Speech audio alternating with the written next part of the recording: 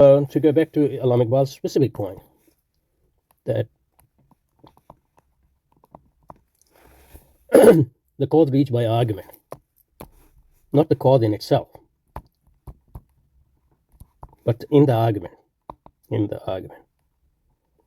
this cause reached through effect.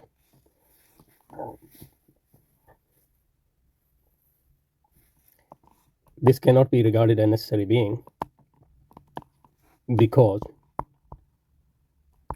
in the chain of argument,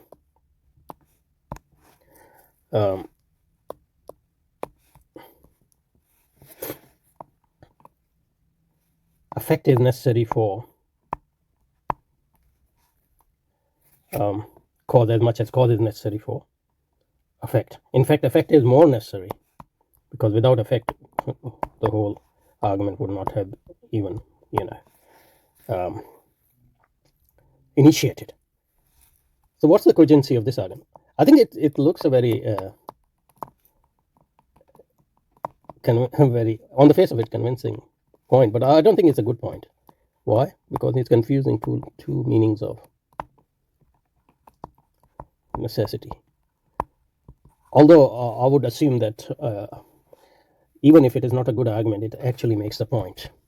Or even if it doesn't prove the point he's trying to make, he might prove adjacent and related points. But the point he's trying to make is that why it's not cogent. I think it's not cogent because when you call cause as a necessary being,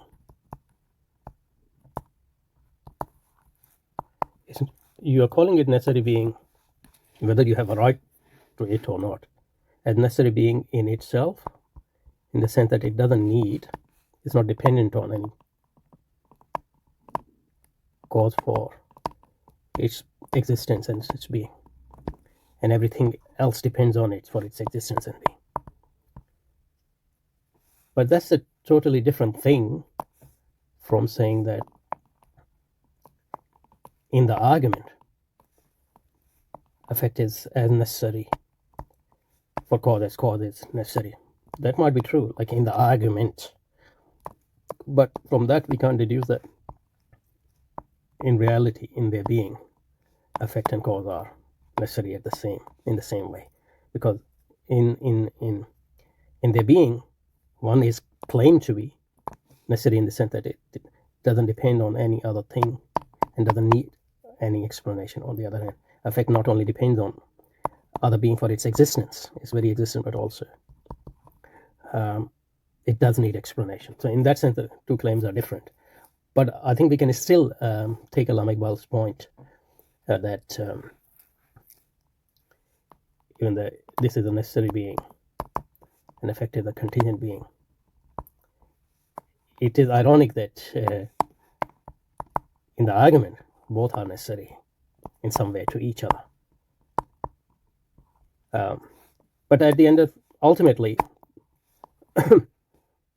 their conceptions are totally different. Effect is contingent in conception, in that two senses. It needs explanation. At least that's the claim, and it depends on other things for it exists. The other end, cause is necessary in two senses. It doesn't need explanation. It doesn't depend on any other being for its existence. But what Iqbal is saying is different from this, is that in the argument both are necessary, because obviously if there was no effect, there wouldn't have been need for any explanation. So in that sense, effect is necessary for us to even think of cause. So that's a very minimalist thing. And cause is obviously necessary for effect because we are explaining through it. That's obvious. Yes. Now, the next thing he goes on to say is that nor is the necessary existence identical with conceptual necessity. This is the real necessity which I was alluding to. So the utmost that argument can prove. But probably this is too important point to do it with the